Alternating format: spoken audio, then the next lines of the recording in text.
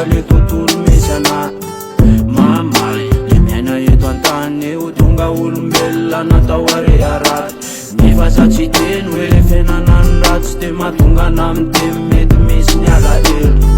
be miditra kanefa tsy ho voafafely lasa ho atsiverina fanoavinay ta eo raha afaka ny teny ade mety efa ny teny hoe atovy paradisa le tontolo misy ana mamay le miaina eto antany eo tonga olombelona natao arearaty nefa tsy teny hoe le fiainana ny ratsy de mahatonga anamteny mety misy ny alahelo be miditra kanefa tsy ho voafafely lasa ho atsiverina fanoavinay ta eo tena nefa raha malala fa mamay be efa raha mamay be io fa zay no tsimbaky fandriamanitra mandahatra fa tsika ambony tany no miatrika azy miady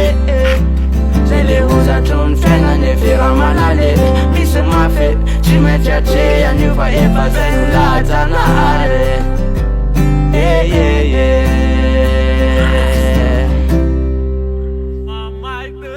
tsy misy tokotoerana samy mpivahiny ndra iandro mbola izaraka amireo fianakaviny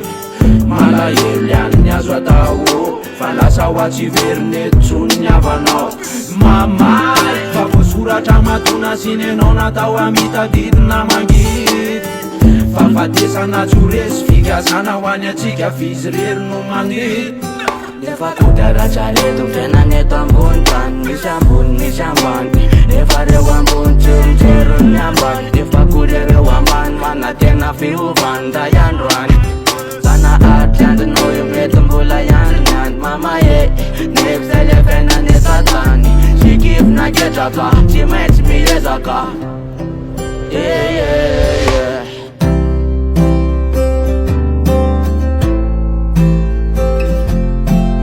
afaka ny teny ade mety efa ny teny hoe atovy paradisa le tontolo misy ana